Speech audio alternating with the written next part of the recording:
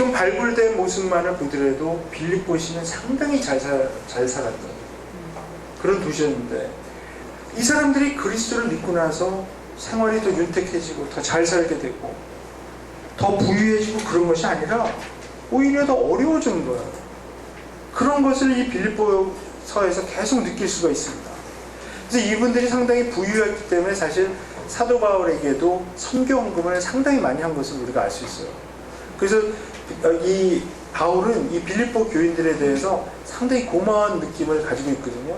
그래서 나중에 이제 4장에 보면 내가 이제 빈곤하거나 아니면 풍요롭거나 어느 상황에서든지 그리스도를 위한 사역을 할 수 있는 그 비결을 배웠다 그러면서 그리스도 안에서의 이 만족을 얘기하거든요. 그래서 우리 유명한 빌립보서 4장 13절 있지 않습니까?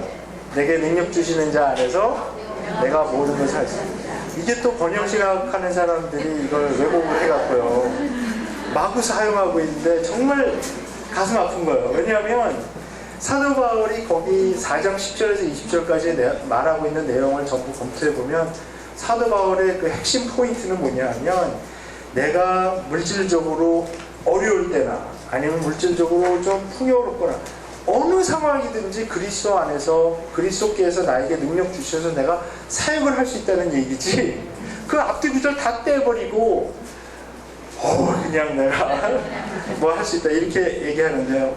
자, 그렇다면 그리스도를 믿는 것으로 인해서 오히려 더 핍박을 받고 경제적으로도 더 어려워졌고 사람들에게 욕도 먹고 이렇게 됐을 때 어떻게 해야 되느냐 거죠.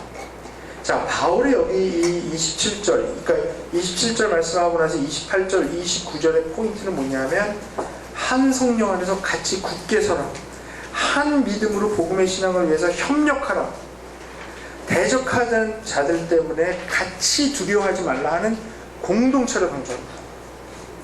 자, 우리가 그리스도인으로서 고난을 받을 때 그 고난을 이기고 계속해서 우리의 구원을 완성해 나가는 그 비결이 뭐냐면 공동체라는 겁니다. 같이 해야 된다는 거예요. 같이. 만약에 같이 못하면 우린 질 수밖에 없는 것입니다. 근데 제가 시간을 보니까 29절로 빨리 가야 되겠어요. 왜냐하면 29절이 굉장히 중요한 포인트인데, 이거를 우리가 지금 1시간도 안 남았기 때문에 일단 29절로 이제 가서요, 우리가 그 29절 말씀을 다시 한번 읽어보겠습니다. 우리 한 목소리로 한번 읽어보죠. 1장 29절 시작. 그리스도를 위하여 너희에게 은혜를 주신 것은 다만 그를 믿을 뿐 아니라 또한 그를 위하여 고난도 받게 하려 하십니다. 아멘. 새 번역에서는 이 구절을 이렇게 번역했습니다. 한번 들어보세요. 하나님께서는 여러분에게 그리스도를 위한 특권, 즉 그리스도를 믿는 것뿐 아니라 또한 그리스도를 위하여 고난을 받는 특권도 주셨습니다. 그러니까 하나님께서 그리스도를 위한 특권을 2개를 주셨다, 이런 표현을 하는 거죠. 그래서 이제 우리 개혁성경에 나와 있는데요, 그리스도를 위하여 너희에게 은혜를 주신 것은, 거기에서의 그 은혜를 주신 것을 특권을 주신 것이라고 번역했는데 저는 타당하다고 생각합니다. 왜 그러냐면 이 헬라어에서 은혜라는 말이 카리스라는 말입니다. 카리스라는 말이고요. 이 카리스라는 말의 동사형이 뭐냐면 카리조마이라는 말입니다. 근데 이 카리조마이라는 말에는 은혜를 주신다 이런 뜻으로 직역할 수도 있지만, 여기에는 어떤 특권을 주신다, 그러니까 선물로 주시는 건데요. 카리스가 선물이라는 기본적인 의미를 갖고 있기 때문에 그 선물을 주실 때 어떤 특권을 주셨다, 이렇게 이해를 할 수가 있습니다.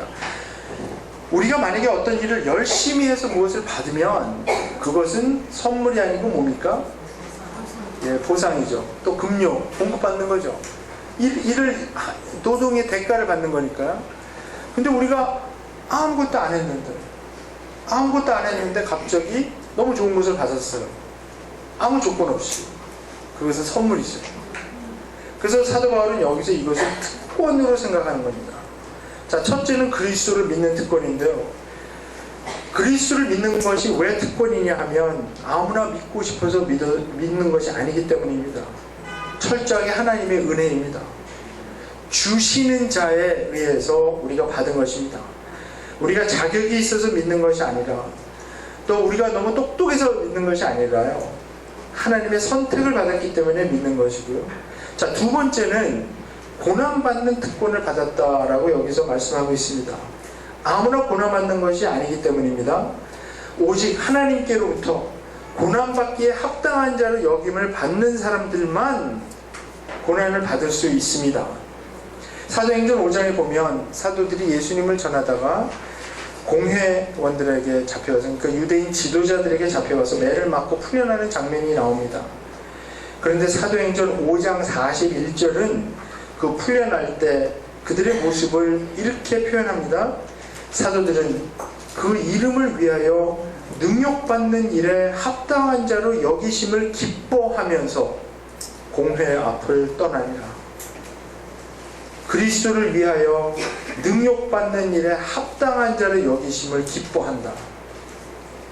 아무나 그 이름을 위하여 고난받고 능욕받는 것이 아니기 때문에, 그렇게 그리스도의 이름을 위하여 고난받고 능욕받는 일을 당했다면 하나님께서 너는 그 일에 합당한 사람이다, 이렇게 인정해 주신 거니까 그것을 기뻐하며 떠나는 것이죠.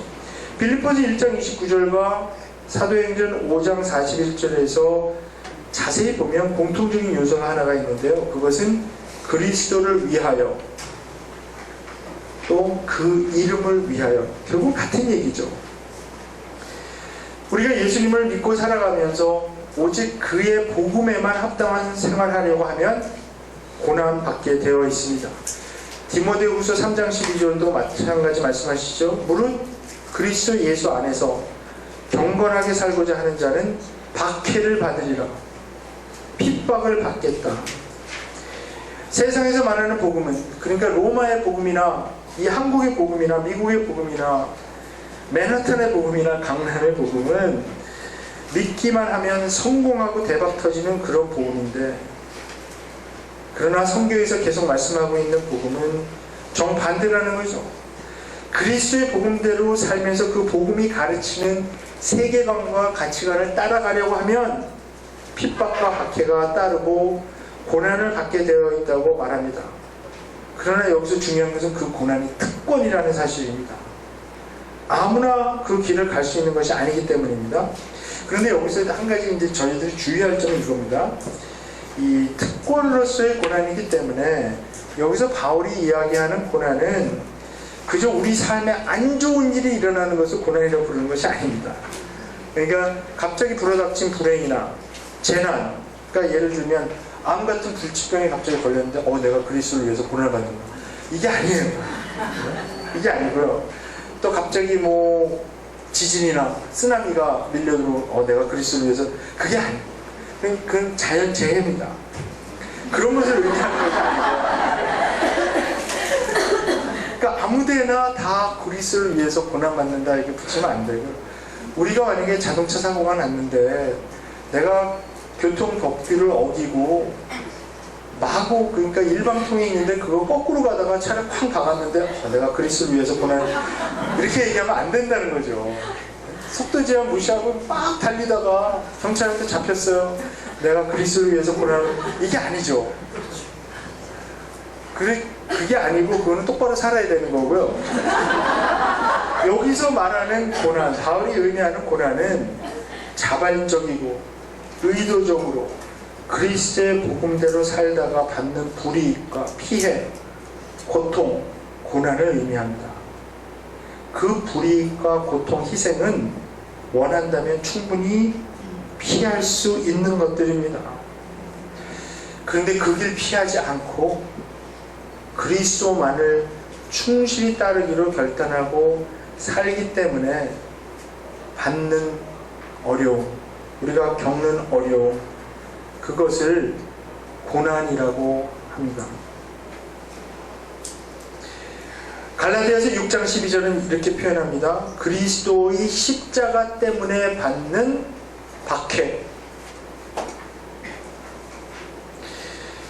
이 고난은 정말 특권입니다. 왜냐하면 아무나 이것이 허락되는 것이 아니기 때문에요. 그래서 정말 솔직히 말씀드리면 이렇습니다.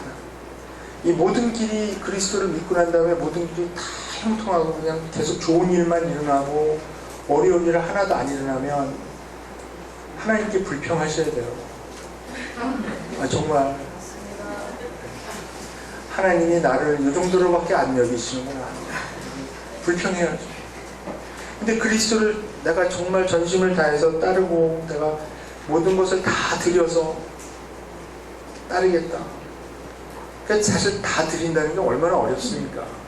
제가 이번 돌아오는 주일날 그 설교 부탁을 받은 그 교회가요, 이름을 보니까 이게 굉장히 부담되는 교회더라고요. 다 드린 교회예요. 거기 가서 무슨 설교를 하지? 제가 지금 고민입니다. 그래서 설교 제목하고 본문 달라 그러는데 제가 고민하고 있어요. 이거 무슨, 어따 제가 그 목사님 아는데요, 정말 또머신 되신 분이에요. 그 아시죠? 그 김병년 목사님이라고 아시나요? 네, 그 사모님이 굉장히 오랫동안 아프셔서 계신, 정말 다 드린 분이에요, 이분. 이렇게 저런 교제다 이렇게 보면, 근데 그 교회 가서 무슨 설교하죠? 정말 너무 부담되는 교회인데. 아무튼. 근데 이게 다 드린다고 생각하고 헌신하고 나갔는데도 하나님이 계속 좋은 일만 저한테 만약에 주시면, 저한테 기회를 안 주시면, 제가 어려운 길인데 한번 제가 넓은 길이 있는데 좁은 길로 갈 수 있는 기회를 한번 주셔서 제가 넓은 길을 마다하고 좁은 길로 가겠습니다 해서 제가 불이익을 당하고 고통을 이러면 제가 그리스도를 위해서 고난을 받는다. 그 고난을 받기에 합당한 자를 여기심을 기뻐하겠는데, 만약에 나에게 온통 좋은 길만 생기는 거예요. 계속 만사가 형통해요. 그럼 하나님이 너는 아직 고난받을 준비 안 됐다 이렇게 여기시는 거니까 하나님께 불평하셔야 돼요. 하나님 저한테는 왜 이런 기회, 특권 안 주십니까? 고난받은 특권. 근데 반대로 예수를 믿었더니 모든 게 다 형통하다고 얘기하는 그런 복음은, 저는 정말 그거는 가짜로 포장된 복음이라고 생각해요. 그건 정말 잘못된 거죠. 왜냐하면 아까 말씀드렸듯이 우리가 정말 겹치는 부분에 살고 있기 때문에, 겹치는 시대에 살고 있기 때문에요, 아직도 이 죄의 세력, 우리를 어렵게 하는 세력이 아직도 있습니다. 그리고 하나님께서 어느 부분, 일정 부분 이런 죄의 세력이 그냥 아직, 그러니까 십자가에서 패했는데, 십자가에서 그 사도 바울이 로마서 16장 20절에 표현한 것을 보면 머리통이 깨져나갔거든요. 그러니까 진 거예요. 졌는데 아직도 사실은 완전히 죽지는 않고, 이 죄의 세력이 아직도 그 파워가 좀 있어서 우리를 계속 속이면서 우리한테 그 고난을 주려고 하거든요. 그래서 계속해서 어떤 이 좁은 길로 갈 수밖에 없는 그런 상황이 자꾸 이제 나오는 거죠. 이 세상의 정사와 권세, 어둠의 악한 영들이 아직도 잡고 있기 때문에 이 악한 세력들은 또 그리스도인이 잘 되는 걸 보지를 못하잖아요.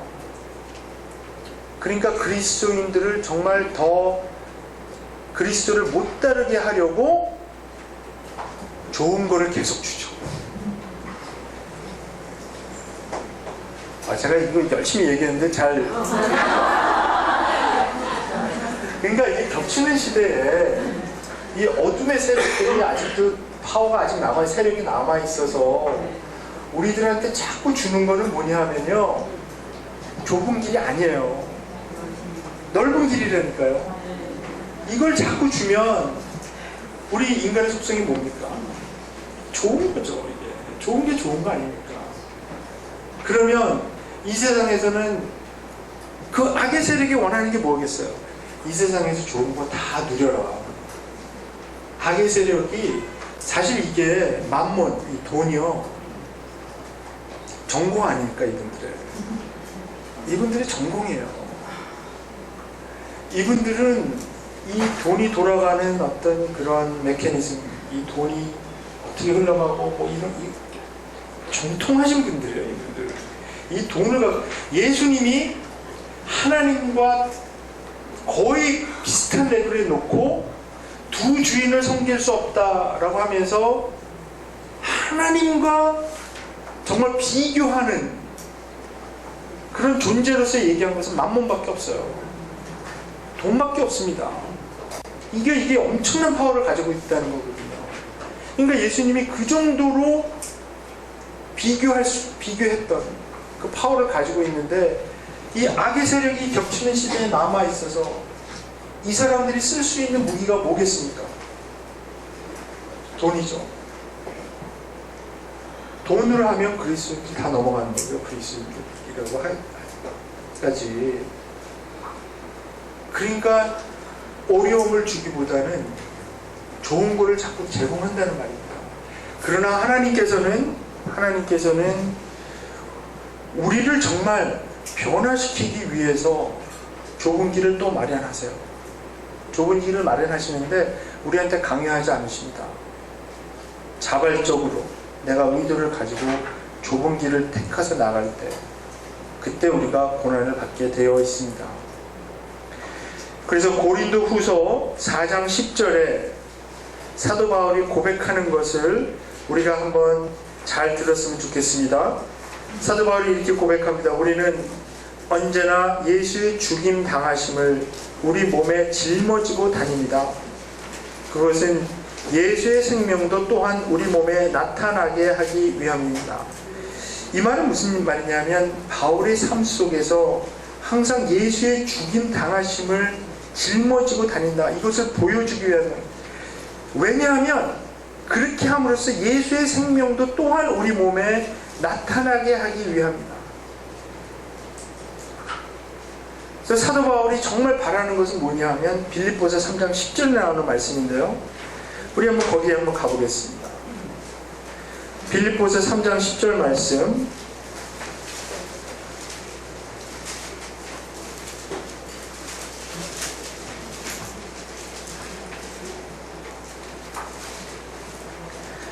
제가 한번 읽어보겠습니다.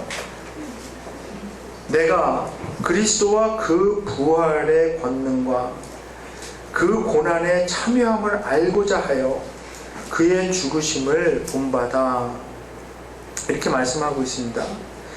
근데 여기서 이제 이것을 직역을 하게 되면 사도 바울이 어떤 이야기를 하고 있는 거냐 하면, 그리스도를 알고, 자, 그리스도를 아는 것이 이제 대전제가 되고 있고요. 그 뒤에 이제 세 가지가 있습니다. 그리스도를 안다는 의미는 무엇인가? 그리스도에 관해서 세 가지인데요. 첫 번째는 그분의 부활의 능력을 깨닫는 것. 두 번째는 그분의 고난에 동참하는 것. 세 번째는 그분의 죽으심을 본받는 것입니다. 자, 사도 바울이 이렇게 그리스도의 사역에 대해서 이야기하고 또 우리 삶에 관련되어서 이야기할 때 항상 이 세 가지 요소를 말하는데요. 그 처음에 얘기하는 것이 뭐죠? 부활이죠. 부활의 능력. 두 번째는 고난의 동참. 세 번째는 죽으심을 본받는 것.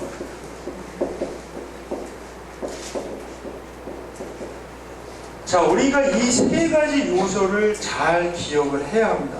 그래서 제가 우리 그리스도인이 받는 고난에 대해서 좀 이제부터 좀 정리를 한번 해보겠는데요. 첫 번째 우리가 기억해야 될 것은 우리가 구원받은 방법 자체입니다. 우리는 그리스도와 함께 죽음으로써, 그러니까 그리스도와 함께 장사 지냄으로써 우리의 구원이 시작이 되었습니다. 그 내용은 로마서 6장 4절부터 5절에 나와 있는데요. 제가 한번 그 6장 로마서 6장 4절부터 5절까지를 세 번역으로 읽어드릴게요. 잘 들어보세요. 그러므로 우리는 세례를 통하여 그의 죽으심과 연합함으로써 그와 함께 묻혔던 것입니다. 그것은 그리스도께서 아버지의 영광으로 말미암아 죽은 사람들 가운데서 살아나신 것 같이 우리도 또한 새 생명 안에서 살아가기 위함입니다. 우리가 그의 죽으심과 같은 죽음을 죽어서 그와 연합하는 사람이 되었으면 우리는 부활에 있어서도 또한 그와 연합하는 사람이 될 것입니다. 자, 말이 좀 복잡하지만 사도 바울이 지금 이야기하는 그 핵심은 뭐냐면 우리가 구원받기 시작했을 때 어떻게 시작됐는가? 바로 이 죽으심에 연합해서 구원이 시작됐다는 거예요. 그리고 그 구원의 완성은 부활입니다. 지금 사도 바울이 여기 로마서 6장 4절부터 5절에서는 이 고난에 대해서는 이야기하고 있지 않아요. 이것은 구원의 전체적인 윤곽을 보여주는 건데요. 우리가 그리스도의 죽음에 같이 연합해서, 그러니까 세례를 받는다는 의미가 그거죠. 원래 세례는 물 안으로 들어갔다가 물 바깥으로 나오는 거죠. 그러니까 이 유대인들의 세례는요, 철저하게 출애굽의 그 사건을 재현하는 거예요. 왜냐하면 그 이집트에서 탈출해서 도망 나올 때 앞에 홍해가 가로막혀 있잖아요. 근데 정말 믿음을 갖고 그 물 안으로 들어갔어요. 근데 물 안으로 들어가면서 밝아졌죠.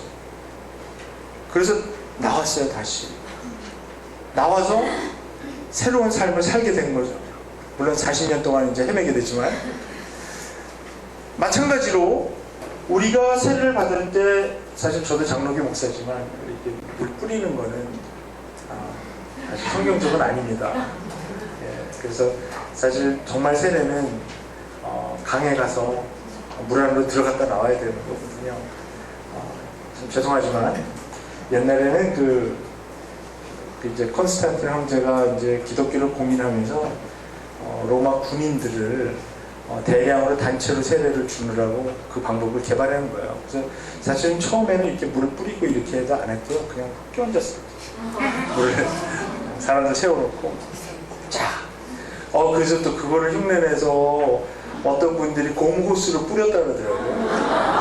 군인들 세워놓고 세례 받아라. 군대 갔다 오신 분들이 그런 얘기 하시더라고요. 저는 죄송하게 한국에서 군대 가기 전에 이민 가서 못 갔는데, 군대 가서 교회 가면 초코파이 줘서 열심히 다녔다 그런 말을 듣는데, 아무튼 그렇게 해서 그 세례 받는 건데요. 근데 이게 정말 중요한 세례는 그리스도의 죽음에 물 안으로 들어가면서 같이 연합하는 거죠. 그러나 그 세례의 마지막은 뭡니까? 다시 나오는 거죠. 물 밖으로. 죽음과 부활, 이것을 상징하는 겁니다. 그래서 세례의 그 중요한 그 상징이 그것인데요. 그래서 그리스도의 죽음에 연합하면서 우리는 우리의 죄 문제, 하나님과의 관계를 해결했고요. 그래서 그리스도께서 죽은 다음에 부활하신 것처럼 우리도 그 부활을 기다리며 살고 있습니다. 그런데 그리스도께서는 그 부활을 하셨기 때문에 그리스도께서는 정말 변화된 몸을 이미 받으신 거죠. 우리는 그 부활의 과정에 사실은 이미 들어가 있지만 완성이 되지 않았어요.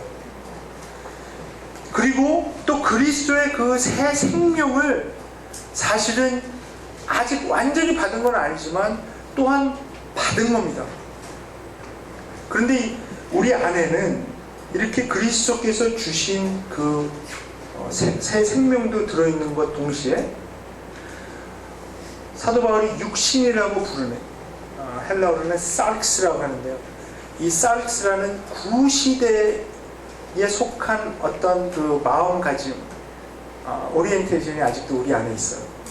그래서 그리스도께서 주신 새 생명과 이 전에부터 육신의 마음, 고깃덩어리 육체를 얘기하는 것이 아니라 이 육신, 그러니까 구시대의 것을 더 좋아하는, 거기에 아주 자연적으로 이게 끌리는, 그러니까 그 두 개가 이렇게 같이 존재하거든요. 우리가 성령 충만을 받는다는 얘기는 뭐냐면 이 그리스도께서 주시는 이 새 생명을 성령의 능력으로 이 육신을 누르는 거죠. 근데 반대로 이 육신이 구시대에 속해서 좋아했던 이 육신이 이 새 생명을 누를 수도 있어요. 그렇게 되면 우리가 그리스도를 믿는다고는 하지만 구시대의 생활 방식으로 계속 살아갈 수밖에 없는 거죠. 굉장히 위험한 상태가 되는 거죠. 그것은 바로 무슨 신비로운 게 아니라요. 그래서 그 전에 육신이 우리 새 생명을 누르면 우리가 무슨 갑자기 무당 따라가고 이상하게 되는 게 아니고요. 이 세상에 살면서 그리스도의 복음에 합당하게 사는 것이 아니라 세상의 복음에 끌려서 사는 그런 삶을 의미합니다. 성령 충만을 받는다는 것은 그 성령이 우리의 삶을 주장해서 그리스도의 새 생명이 부활의 능력을 깨닫게 돼요. 전에 살던 옛 습관을 벗어버리고 새로운 옷을 입는 거죠. 그래서 이 상태로 계속 가는 겁니다. 그러나 중요한 것은요, 이 변화된 삶을 사는 것이 아직 우리에게는 완성이 되지 않았습니다. 우리는 아직 이 죽음에서 부활의 능력을 완전히 깨닫고 이 부활의 능력을 누리고 부활의 몸을 받을 때까지 그 가는 과정이 있는데, 그래서 두 번째, 하나님께서는 우리에게 이 부활의 능력을 완성하기 전에 그리스도와 함께 고난을 받게끔 디자인해 놓으셨습니다. 로마서 8장 17절 한번 보겠습니다. 로마서 8장 17절에 보면 사도 바울이 이렇게 말씀하고 있습니다.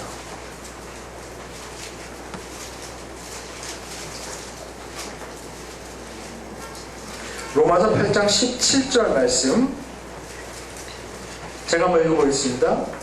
자녀이면 또한 상속자 곧 하나님의 상속자요 그리스도와 함께 한 상속자니 우리가 그와 함께 영광을 받기 위하여 고난도 함께 받아야 할 것이니라.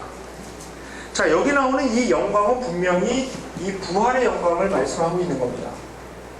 근데 그리스도와 연합하여, 그리스도의 죽음에 연합하여 이 구원이 시작이 되었는데 그 영광의 부활의 영광, 그곳에 가기 위해서는 고난에 동참해야 된다는 거죠. 그리스도와 함께 고난을 받아야 한다는 거죠. 이 과정이 빠져 있는 거죠. 그러니까 우리가 항상 이렇게 이해하시면 되겠습니다.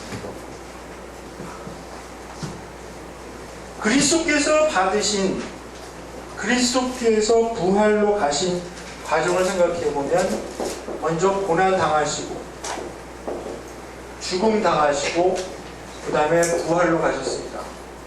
이게 완성이 되는 거죠. 근데 우리 같은 경우는 그리스도의 죽음에 먼저 연합해서 이 구원의 과정이 시작이 됐고요. 이 구원의 완성은 마지막에 부활로 가게 되어 있습니다. 그러면 이 세 가지 과정 중에서 빠져 있는 것이 뭐냐면 바로 고난이라는 거죠. 그러니까 바울 신학에서 이 고난의 신학은 항상 이런 논리를 갖고 이야기를 하고 있습니다. 우리가 그리스도께서 겪으신 이 과정을 같이 동참하여, 이 동참한다는 말은 헬라어로는 코이노니아. 이 코이노니아에는 여러 뜻이 있는데요. 나눔, 또 사귐이라는 뜻도 있고요. 근데 여기서 의미하는 것은 뭐냐면 파트너십입니다. 파트너십. 그러니까 그리스도께서는 이 부활로 가는 과정 속에서, 그러니까 이 부활에 이르는 이 과정을 우리와 함께 이 고난의 파트너로서 같이 겪는 것을 원하십니다. 그리스도께서는 이미 고난 당하셨습니다. 그 고난은 정말 사람들에게 굴욕을 당하시고 능욕을 당하시고 낮아질 대로 낮아지는 하나님의 아들이라는 사실 하나님 자신이셨죠.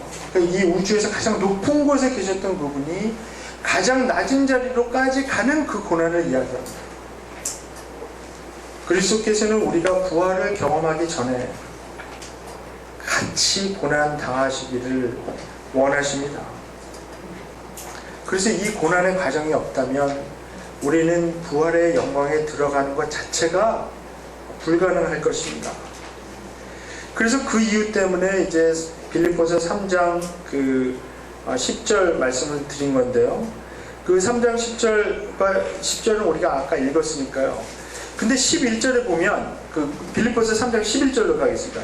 3장 11절에 보면 그 사도 바울의 이 결론이 나와 있는데요.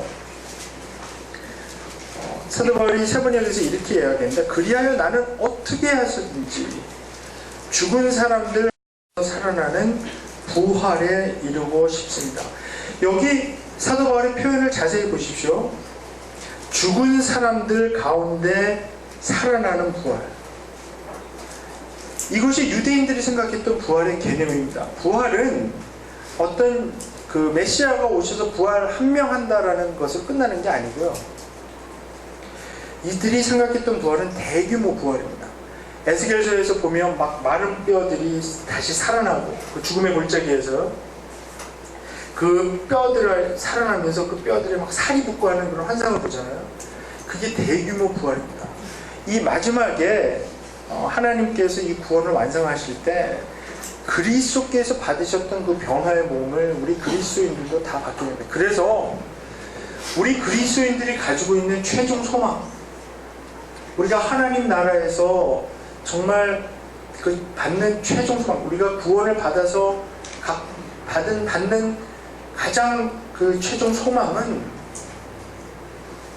그러니까 예를 들면 천국에 가는 게 아니라, 천국은 하나님의 다스림, 하나님의 통치는 이미 이 땅에서부터 받기 시작한 겁니다. 그러니까 여기서는 천국에 안 살다가 갑자기 죽은 다음에 천국에 가는 그런 게 아니고요. 그런 것은 사실은 기독교라기보다는 다른 세상 종교에서 다 얘기하는 거거든요. 예를 들면 불교 같은 데서 극락세계 간다 그러잖아요. 천당 간다 그러잖아요. 죽은 다음에. 다 비슷하거든요. 이슬람에서도 낙원에 간다 그러거든요.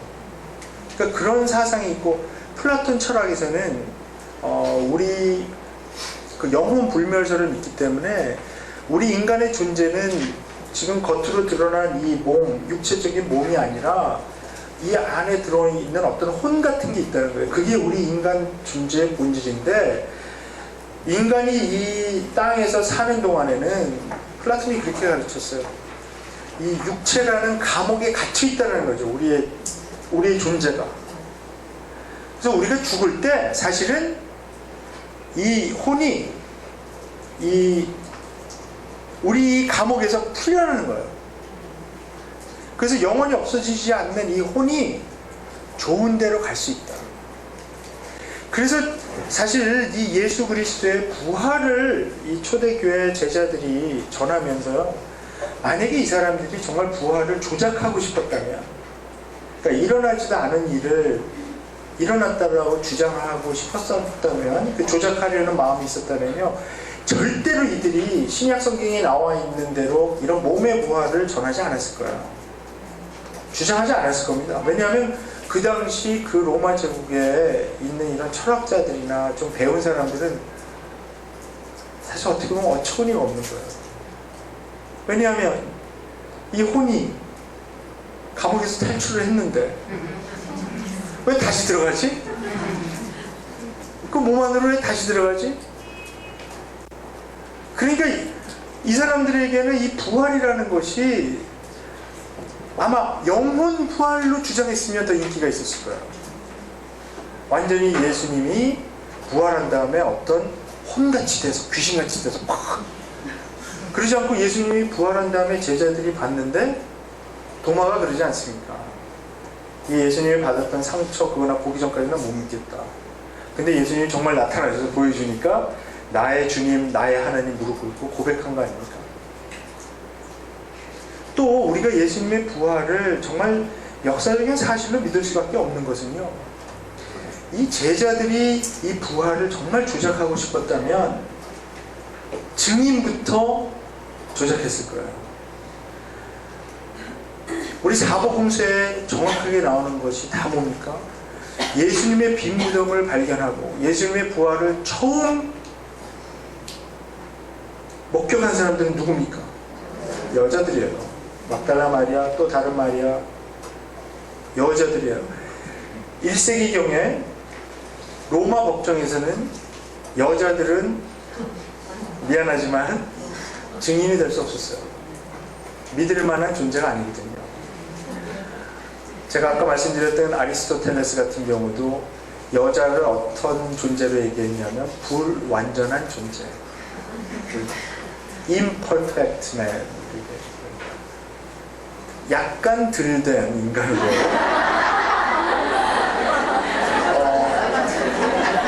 그래서 법적 효력이 없어요. 그래서 여자들이 증거하는 것은 법정에서 받아주질 않았어요. 그런데 신약 성경에서는 줄기차게 계속해서 똑같이 사복음서에서 전부 다 공통되게 다 여자들이 먼저 발견했다. 그 당시 로마 제국의 이 지식인들이 볼 때 아, 이거 웃기는 얘기네, 이걸 어떻게 믿어, 이렇게 생각했겠죠. 그러나 왜 그 여자들이 발견했다고 거기에 계속 쓰고 있는 것입니까? 사실이니까. 거기에 어떤 거짓말도 첨가하지 않았어요. 오히려 남자 제자들은 어떻게 됩니까? 무서워서 발견하기도 전에 다 도망가고, 예수님 부활했는데도 불구하고 요한복음 20장 같은 데 보면 어떻게 합니까? 유대인들이 두려워 문 꼭꼭 걸어 잠그고 숨어 있었어요. 예수님은 정말 지금 부활했는데. 그러니까 예수님이 답답하시니까 문 열어라 이렇게 안 하시고 그냥 통로에서 들어가셔서 자기 상처 다 보여주고 이렇게 하셨죠. 근데 사실 그 장면이 너무나 감격스러운 장면이거든요. 요한복음에 나와 있는 그 20장에 나와 있는 장면이 너무나 감격스러운 장면입니다.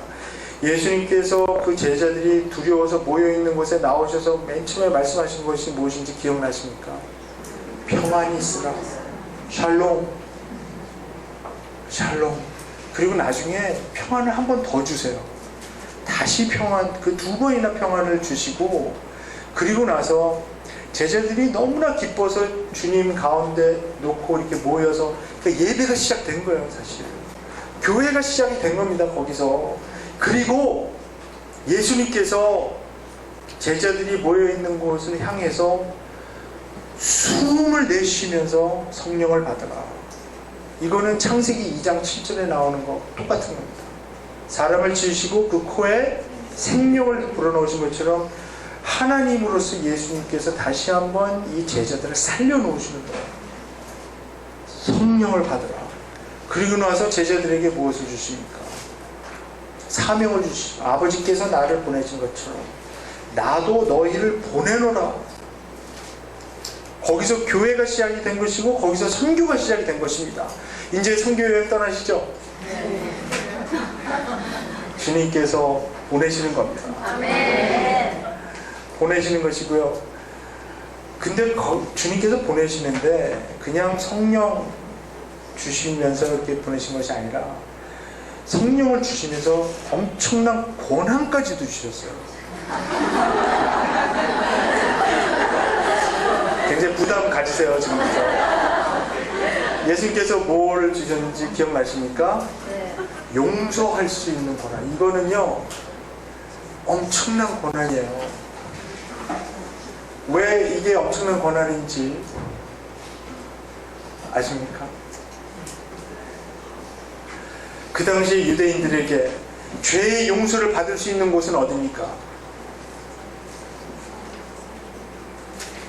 그들이 죄의 용서를 받을 수 있는 곳은 단 한 군데밖에 없었습니다. 어디죠? 성전입니다. 성전에 가서 제사를 바치고 죄의 용서 받는 거예요. 그것도 기회가 많이 없어요. 대속죄일 1년에 한 번씩 그렇게 하는 것이고요. 그리고 또 자기가 어떤 그 자잘하게 지은 죄가 있다면, 정말 용서받고 싶으면 정말 비싼 돈을 들여서 그 짐승을 잡거나 곡식을 사거나 해서 이렇게 해서 잘해서 드리고 그 제사장으로부터 죄의 용서를 받는 건데요. 예수님께서는 엄청나게 성령을 숨을 불어서 들여보내주시고, 너희들이 가서 어떤 사람들을 용서하면 그 사람들이 용서를 받을 것이고, 용서하지 주지 않으면 용서를 못 받을, 용서의 특권 권한까지도 주시고 보내셨습니다. 이것은 우리가 나가서 보냄을 받은 다음에 복음을 전하면서 일어나는 현상을 보여줍니다. 이 사람들이 복음을 받아들이면, 정말 예수님 영접하면 이 사람들이 죄의 용서를 받을 수 있는 거죠. 우리가 뭐 갑자기 막 이렇게 골라서 당신은 용서받고, 아니고, 이게 아니고요. 이게 아니고 복음을 전하는 이야기를 하는 거거든요. 그래서 복음을 전해서 이렇게 받을 수 있는 거고요. 그래서 자, 이런 몸의 부활, 이런 모든 것들을 받기 위해서는 이 고난의 과정이 꼭 들어가 있는데, 자, 그럼 여기에 그러면 그 이해가 돼요, 이제? 그러면 고난에 같이 파트너로 동참해서 부활에 이를 수 있다라고 하는데, 그러면 그 고난을 받는 과정 속에는 어떤 의미가 있는 거죠? 그러니까 부활이 최종 목적지가 되는데, 우리가 이 겹치는 시대에서 고난을 지금 계속 당하며 살고 있습니다. 이 고난에는 어떤 의미가 있느냐는 겁니다. 왜 우리가 고난을 받아야 하죠? 왜 우리가 그리스도의 고난에 동참해야 하는 것입니까? 그것은 그리스도의 고난과 죽음에 연합된 자들만이 그리스도의 부활과 생명의 능력을 받을 수 있기 때문입니다. 그리스도의 부활과 생명의 능력, 그것을 받아야 하는 이유는 뭐죠? 그것은 바로 그리스도께서 하셨던 그 사역에 우리가 동참하기를 원하기 때문입니다. 자기 자신을 위한 것이 아닙니다. 이 부활의 능력, 새 생명의 능력을 우리가 받는 이유는 내 자신을 위해서가 아니에요. 내가 더 잘되기 위해서가 아니라 그리스도께서 하셨던 것처럼 오직 다른 사람들을 위해서 받는 것입니다. 그러므로 인해서 우리는 하나님께서 다른 사람들에게 전달하고자 하는 은혜와 기쁨과 위로의 통로가 될 수 있는 것입니다. 우리가 그 부활의 능력과 새 생명의 능력이 없다면 하나님께서 주시기 좋아하는, 정말 주시기 좋아하는 복, 이 세상에서의 어떤 그런 세상적인 복이 아니라 정말 하나님께서 우리에게 주시고자 하는, 사람들에게 주시고자 하는 그 신령한 복이 있거든요. 그 블레싱을 다른 사람들도 받을 수 있도록 우리가 그 통로가 될 수 있습니다. 만약에 우리가 이 부활의 능력, 새 생명의 능력이 없다면 우리의 삶은, 그리스도인으로서의 삶은 다른 사람을 위해서는 전혀 쓸모가 없는 그런 삶이 되고 말 것입니다. 그러나 그리스도께서는 그 고난을 당하시면서, 그 죽음의 고통을 참으면서 그 사람들에게 복이 될 수 있는, 그래서 이 아브라함에게 그 하나님께서 약속하신 것이 무엇입니까? 내가 지시할 땅으로 가라. 그 다음에 너는 복의 근원이 될지라. 너를 통하여 온 백성이, 온 민족이 복을 받으리라. 이렇게 말씀해 주십니다. 거기서 말하는 그 복은 바로 신약 성경에 들어와서 예수 그리스도 자신을 의미하는 거고요. 그 예수 그리스도를 받는 사람들이 사실은 복을 받는 것인데, 우리가 왜 이 그리스도의 고난에 동참하는가? 그것은 만약에 이 고난이 없다면, 이 고난의 과정을 통하지 않는다면 우리가 부활과 생명의 능력을 받을 수 없고요. 우리가 그 통로가 되지 못할 것이기 때문입니다. 예수 그리스도께서는 그 삶, 고난, 죽음, 부활, 온전히 다른 사람들만을 위해서 살다가 가셨습니다. 예수님에게는 하나님으로서의 동등함이 있었습니다. 그런데 예수님은 그 하나님과의 동등함을 절대 특권으로 생각하지 않았습니다. 당연한 것으로 생각하지 않았습니다.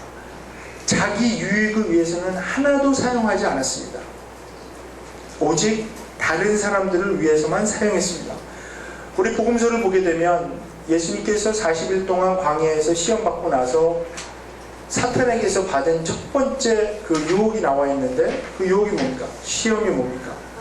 이 돌을 떡으로 바꿔 먹어라. 예, 제가 좀 적나라하게 얘기했죠. 바꿔먹어라. 그건 어떤 유혹입니까? 그거는요, 너의 환경을 보고 네 환경에서 네가 제일 원하는 거 그냥 가져라, 그겁니다. 네 능력을 사용해서 하나님에 의지하지 말고 네 능력을 사용해서 네 환경을 헤쳐나가라. 그 유혹, 우리 그 유혹 얼마나 많이 받습니까? 하나님을 의지하기보다는 내가 이미 가지고 있는 능력, 내 권한, 이걸 사용해서 이 환경을 헤쳐나가겠다. 그렇게 생각하는 거죠. 예수님 단호히 거부하십니다. 사람이 떡으로만 살 것이 아니요, 신명기 말씀을 인용하시죠. 하나님의 입에서 나오는 말씀으로 살 것이다. 그 이야기는 뭐냐면 내가 말씀을 달달달 외워서 살겠다, 그런 의미가 아니라요, 하나님께 의지하겠다는 거예요. 내 능력을 나를 위해서는 절대, 예수님께서 그런 능력이 없습니까? 나중에 5,000명의 장정과 어린아이와 여자들까지 합하면 분명히 10,000명이 넘는 사람을 보리떡 5개하고 물고기 2마리를 다 먹이실 수 있는 능력이 분명히 있습니다. 근데 물론 그 능력을 사용하실 때도 하나님께 먼저 감사하시고 하나님의 능력을 빌어서 이렇게 하는 그것을 했지만, 예수님께서 분명히 그 능력이 있습니다.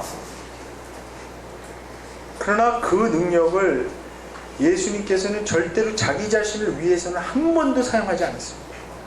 복음서에 보면 하나님으로서의 그 권위, 능력 다 있으시지만 그것을 자기 자신을 위해서는 사용하지 않고 오직 다른 사람들을 위해서만 사용했습니다.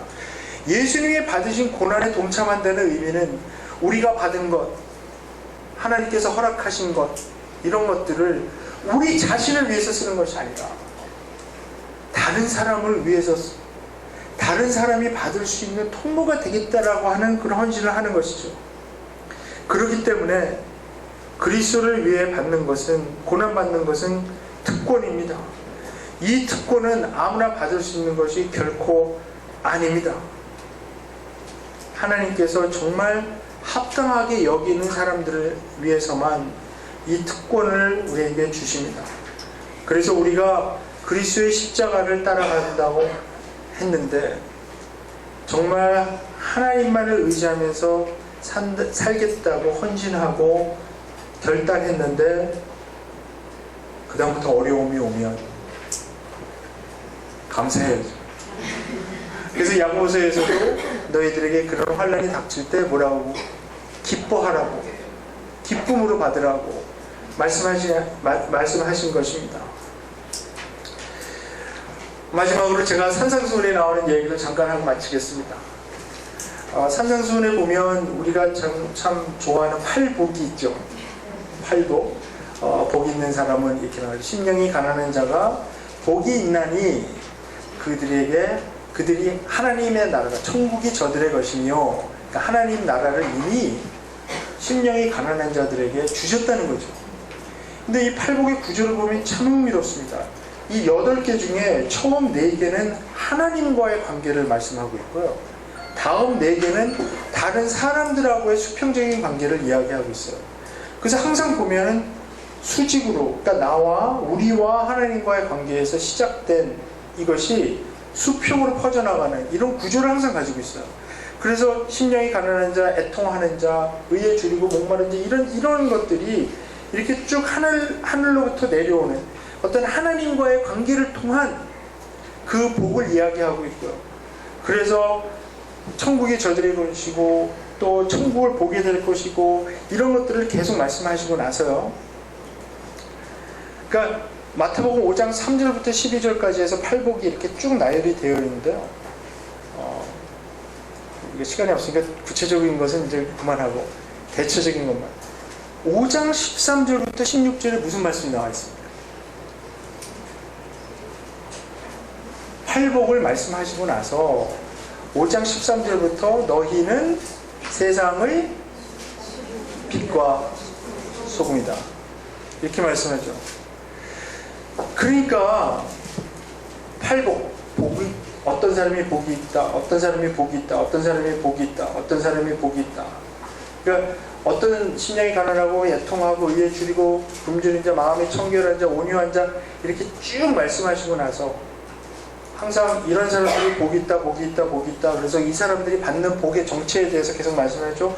그것은 계속 하나님의 나라, 하나님 나라와 관계, 하나님 나라를 이미 그들이 받았다. 그러니까 이 처음과 1복과 8복에 나와 있는 공통점은 뭐냐면 이들에게 이미 천국이 주어졌다는 거고요. 그 중간에 나와 있는 것은 여러 가지 그 천국, 하나님 나라에 관한 다른 유익들에 대해서 이렇게 말씀을 합니다.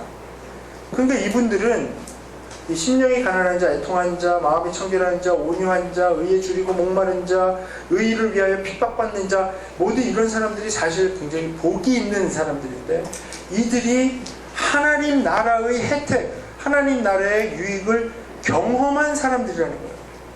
근데 이 사람들이 이제 그 복을 받고 끝날 것인가? 그 하나님 나라의 유익과 혜택을 보고 거기서 끝날 것인가? 아닙니다. 이들이 이제 세상에 나가서 빛과 소금으로 살아나가는 것입니다. 그래서 그 구조도 이렇게 됩니다. 하늘로부터 내려오는 이 복, 하나님 나라와 관계된 이 복, 우리가 생각하는 복은 정말 저질복인데요. 주로 돈과 관계되는 저질스러운 복인데, 근데 예수님께서 말씀하시는 이 복은 고차원적인 하나님 나라, 하나님의 다스림에 관한 복이니까 이게 질이 다른 건데요. 이거를 혜택을 받고 유익을 경험한 사람들이 이제 세상에 나가서 어두워진 세상을 밝히고 썩어져 나가는 세상을 썩지 않게 하는 빛이 되고 소금이 되는 것을 말씀하고 있는 거니까 이것을 전체 그림으로 그려보면 어떻게 됩니까? 하늘로부터 내려오는 이 하나님의 다스림, 하나님의 통치를 받는 복을 받은 사람들이 세상에 퍼뜨리는 수직과 수평이 만나면 뭐가 됩니까? 십자가죠. 십자가의 도입니다. 그것이 십자가의 도입니다. 그래서 우리가 이런 삶을, 우리의 삶을 거울로 비유하자면 우리는 어떻게 생각하냐면 하나님께서 복을 내려주시면 우리가 이렇게 받겠다. 이렇게 받으면, 이 복을 이렇게 받으면 어떻게 됩니까? 그냥 만약에 이게 거울이라면 이것을 하늘로부터 내려오는 복을 이렇게 받으면 복이 내려오다가 그냥 올라가죠. 이렇게. 그러니까 5장 3절부터 16절까지를 적용해보면 예수님이 생각하시는 우리들의 삶은 이렇게 똑바로 수직적으로 하나님의 복을 그냥 직사광선으로 받는 사람들이 아니고요. 약간 이렇게 기울어져요.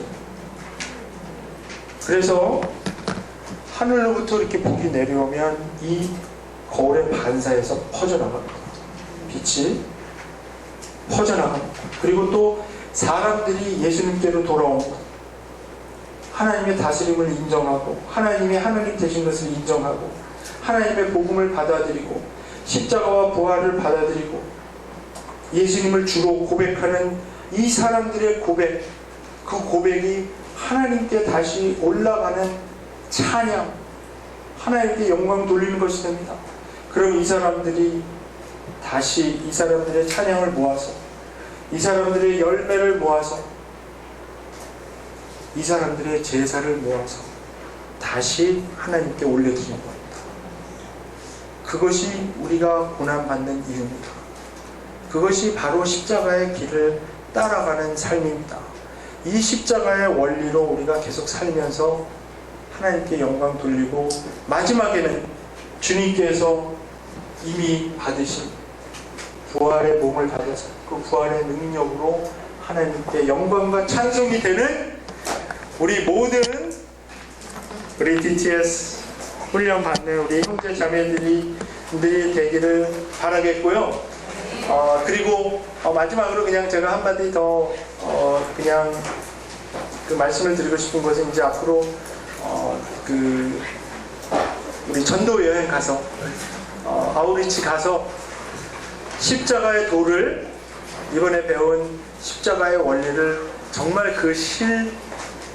실제 상황에서 다 적용하시기를 주님의 이름으로 축원드립니다. 기도하겠습니다. 하나님 아버지 감사합니다. 저희들에게 어제 오늘 십자가의 도에 대해서 묵상하게 하시고 그리스도께서 가신 길 우리도 따라가겠다 결단하는 시간 주셔서 정말 감사합니다.